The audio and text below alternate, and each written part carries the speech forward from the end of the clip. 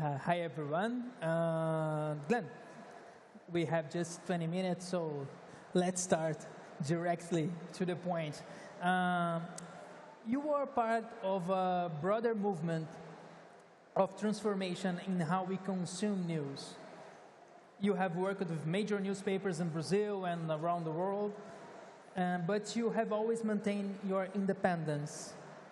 What does being a newsfluencer mean to you?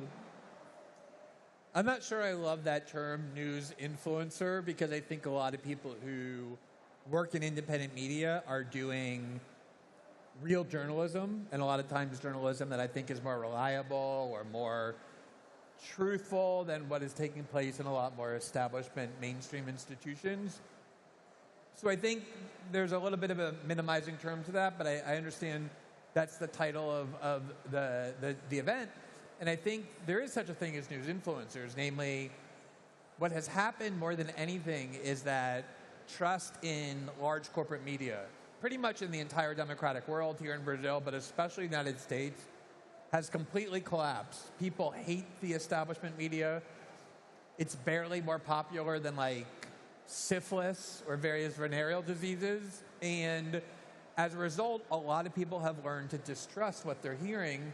And of course, when you lose trust and faith among the people that they can rely on corporate news outlets or large establishment media outlets to hear the truth, if they think there's an agenda there or some other motive that's corrupting it, they're going to look for alternative voices, people who explain to them what is wrong with that reporting, explain to them how better to understand the news.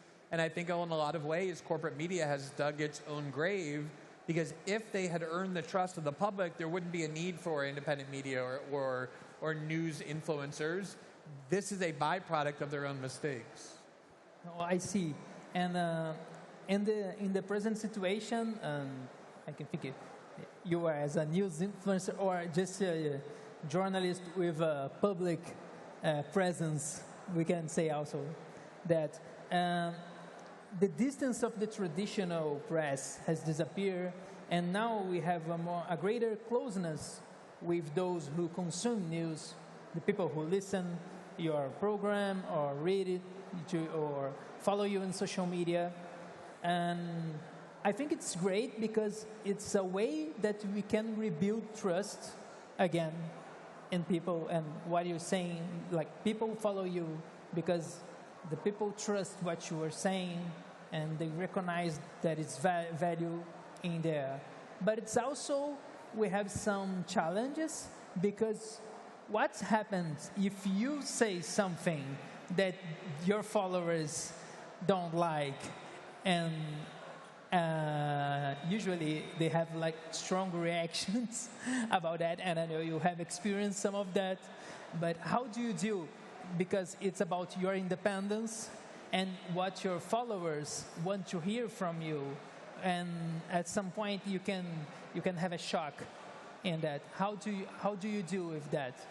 Yeah, I think it's a great question. I mean, when I talk about the benefits of independent media and the virtues and the kind of expanded pluralism that it's brought, I don't mean to say that there's not serious problems or potential problems with independent media as well.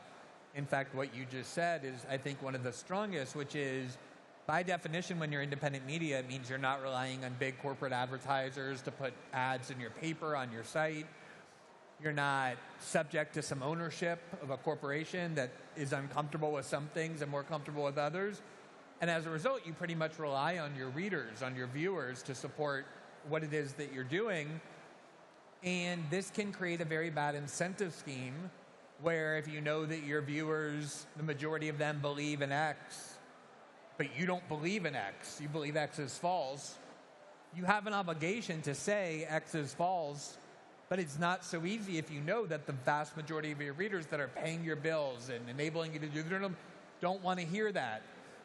Now, it is good that there are people with enough of a platform. I feel this is true for myself. I've been doing this for a long time. I've always tried to create an audience that understands that I'm not going to be a servant to one side or the other, to any ideology or the other. They're going to come and they're going to hear things they don't want to here, but I've been building that for a long time. I have a platform big enough where I can lose viewers or audience and still be fine, but a lot of people can't. The only thing I would say is that I think this has become very true for a lot of in corporate media as well. In the United States, for example, almost no Trump supporters read or trust the New York Times or read or listen to CNN. They have a largely liberal audience, overwhelmingly liberal, and they make a lot of money. The New York Times does very well. They make a lot of money with subscriptions. CNN doesn't do so well, but they're still profitable. And they also know that if their coverage doesn't align with the political preferences of their readers, they too can lose their profit model. So I don't think it's a danger for just independent media. I think the question is, do you have the integrity to be willing to say things you know your audience doesn't want to hear so that you can wake up in the morning and feel good when you look in the mirror? Well, I see it.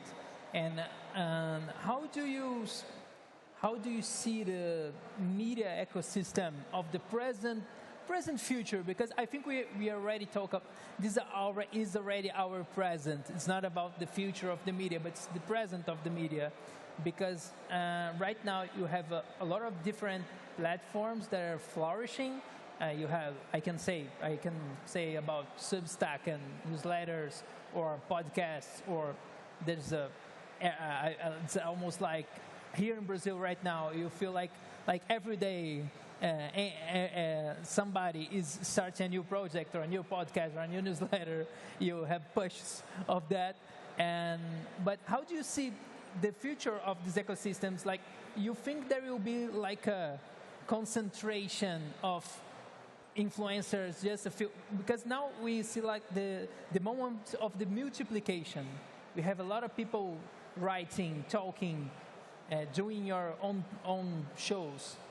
But in like 5 years from now, because you are doing this for a long time right now, but I think you have all this experience, so you can share with us.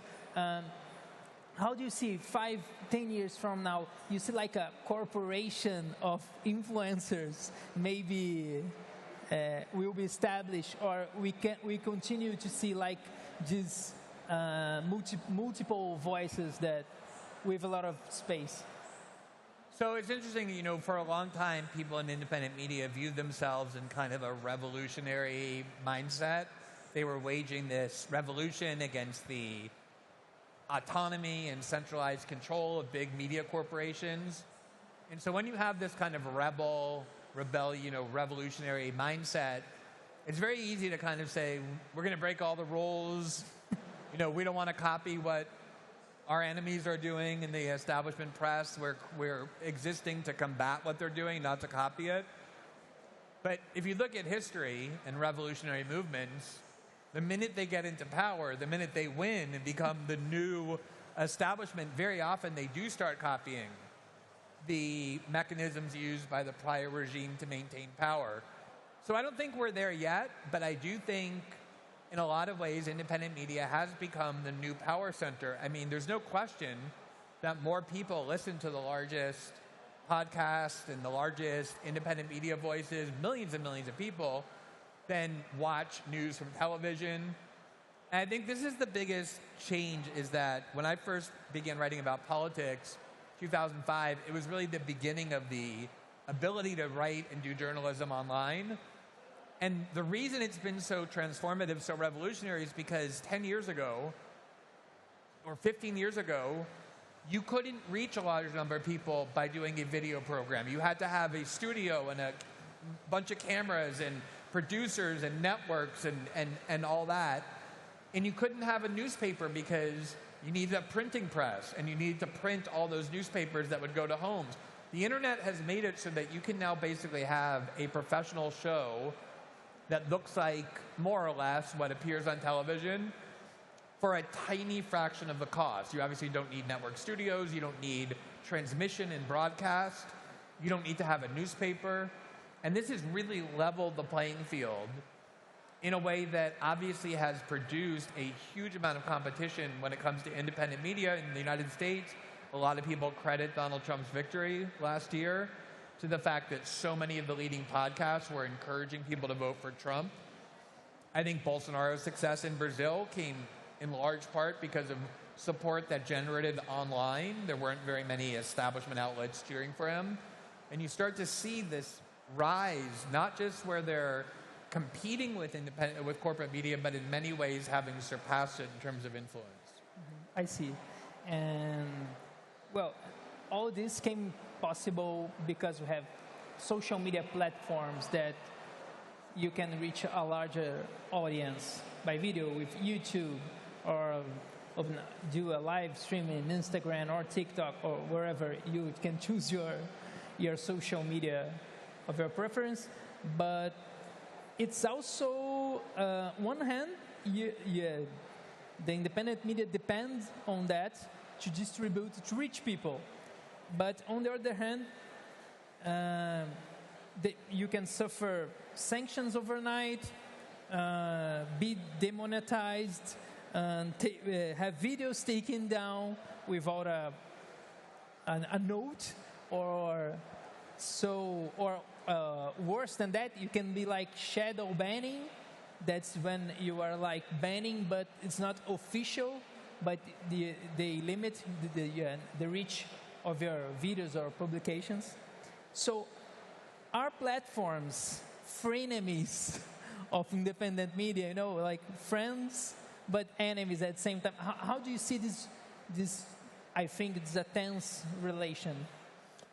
Well, this is, and I know this is controversial in every country, in the West, in Western Europe, in the US, certainly in Brazil, but it's the reason I have made personally so central to my worldview the importance of a free and independent internet that's free of control by states or by corporations in terms of the opinions that can be expressed or the content that can be published. Because the whole point of the internet, the reason why people were so excited about it when it first emerged back in the mid-90s, was that, this is a liberatory technology. It's going to emancipate us from the constraints of corporate and state control. Human beings are going to be able to share information and persuade one another and communicate with one another without having the mediation of powerful governments or corporations telling you what are the limits of the discourse. And that is why independent media has thrived, because there are limits within corporate media in terms of what can be expressed, what can't be. I think there's a lot of groupthink in corporate media. It's one of the reasons why they've gotten so many things wrong. And independent media can be an antidote to that, can be a solution to that, but only if it doesn't end up having the same constraint as corporate media. And it's the reason why I'm very alarmed when Google starts censoring opinions that can be expressed on YouTube or Facebook, on Instagram and Facebook and WhatsApp, Meta, or when the state starts demanding by force of law that social media companies ban certain dissent, ban criticism of the government. Because if that ends up happening, then the internet will become not an advancement in freedom, but a regression, an ability to centralize control even further. It reminds me a lot when I did the reporting with Edward Snowden, showing that the United States had been spying on the internet pretty much everywhere without limits. The reason that was so significant to me was because the whole idea of the internet, again, was that it was going to free people. It was going to make us less reliant on government, less reliant on corporations, and instead to learn that the United States had converted the internet or degraded the internet or weaponized it into a system of mass surveillance meant that the internet now isn't a tool of freedom or liberation. It's the opposite. It's one of the most severe weapons ever invented to subject entire populations to spying. And that's my big concern with any attempt to control or censor the internet, is you then convert it from this innovation of freedom into the greatest means of propaganda and control that a government could possibly have or a corporation could possibly have, because now it controls what can and can't be said on what has become our main source of information. Okay, but do you... I think that's a great debate about regulation everywhere, about the social media platforms, antitrust actions, regulations in the European Union. Also in Brazil, we are discussing about that. What do you think can be like a fair regulation to promote, to guarantee what you talk about, like the freedom of the early internet, the internet of the origins? I mean, well, first of all, I think social media companies are like any other company. They're subject to laws. So there's a lot of effort now in the EU and in the United States, under both the Biden administration, now the Trump administration, to argue that these companies have become too powerful. They're basically monopolies. They need to be broken up. The Trump administration is now trying to break up both Meta and Google to force them to sell parts of their companies so that they don't have so much control in a way that's anti-competitive. So that, I think, is all fine. The problem for me comes when it arrives to political opinion. There's obviously controls on speech in every way. I can't tell you that I'm wearing a bracelet that is made of diamonds and sell it to you like that when in reality it's made of plastic. There's all kinds of limits on speech. But for me, political expression, political opinion, political activism, that's what needs the greatest protection. I think ultimately the dangers of allowing the government or corporations to control the limits of political expression are far worse than the dangers from allowing expression to be free. I see. Well, I think we have just 1 minute and 38 seconds, so I have a last question. And what would you like to say to young or not so young people that are here who want to become newsfluencer or to thrive in independent media? We can put in this more general way. And what you say to them, and what you say to potential investors that can be here and want to, is looking for opportunities in this scenario. Yeah, I mean, I think the important thing to realize, especially with the internet, which is basically infinite, there are no, there's not 5 channels to watch or 3 papers to read, it's infinite, is that I think, first of all, you need some kind of passion, like something really driving you to want to say. When I started, I was very concerned about the war on terror and the attacks on civil liberties in the name of it. So that was my passion, was to oppose the abuses of war on terror. I didn't have planned it with a career. I just wanted to say things. And the other thing is, if you have something unique to say because you're working really hard to become an expert in a subject, or you have a voice that wants to express things in a way nobody else is expressing, you will find an audience.